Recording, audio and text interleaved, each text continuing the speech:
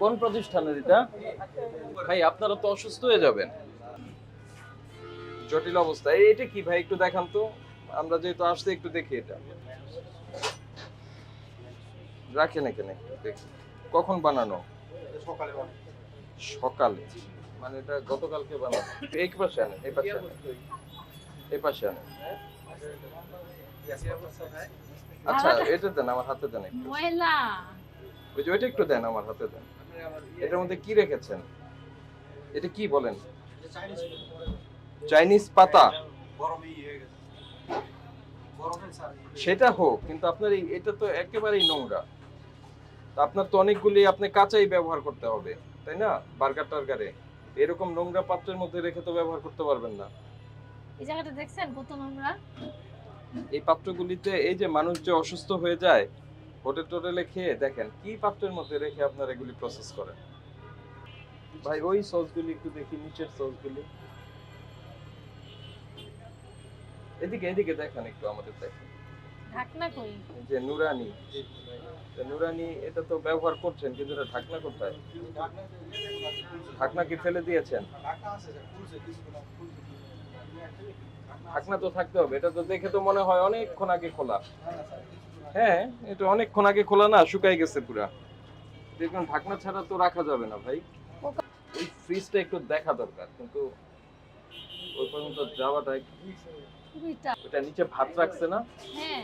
হ্যাঁ, ম্যানেজার সাহেবকে আপনি, লাইট কোথায়?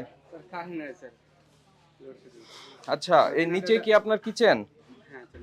আপনার কিচেন নিয়ে আমাদের কিছু অবজারভেশন আছে, বুঝতে পেরেছেন? এই ছবিগুলো একটু দেখেন তো।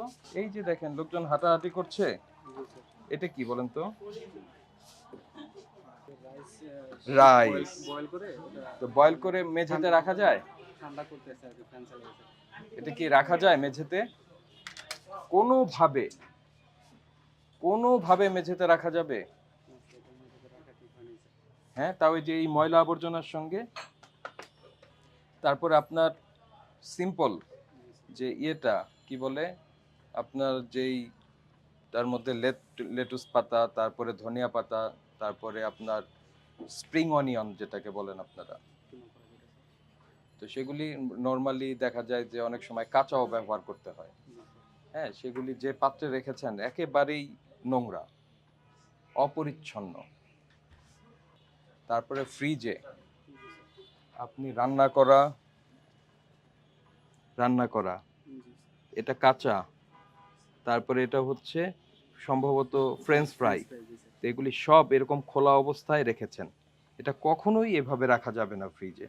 মোটামুটি পশ একটা এলাকায় আপনার এই প্রতিষ্ঠানটা, তাই না? তো এখানে লোকজন এই ঘটনা আপনি করছেন, এই যে কাঁচা রান্না করা, তারপরে এই নোংরা ফ্রিজের মধ্যে এগুলি রাখছেন।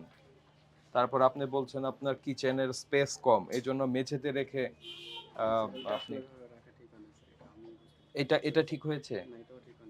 তাহলে এখন হয় আপনাকে যদি খাবারের ব্যবসা করতে হয়, তাহলে ফ্রিজের ম্যানেজমেন্টটা একদম 100% আপনাকে মেনটেন করতে হবে। রান্না করা, কাঁচা এবং মেরিনেট করা, এই তিন ধরনের খাবারের মিক্সিং হবে না। যদি আপনার স্পেস না থাকে, সেক্ষেত্রে একদম এয়ার টাইট কন্টেইনারে আলাদাভাবে সংরক্ষণ করতে হবে। কালকে যদি আমাদের কোনো টিম আসে, আপনার এটাকে ঝকঝকে পাবে, পাত্রগুলি পরিচ্ছন্ন পাবে। ওই গতকালকের তৈরি মেওয়ানেজ সে ব্যবহার করবে না, বাদ দিবে। ঠিক আছে? আচ্ছা, এই শর্তে আপনাকে আমরা 20,000 টাকা ফাইন করছি।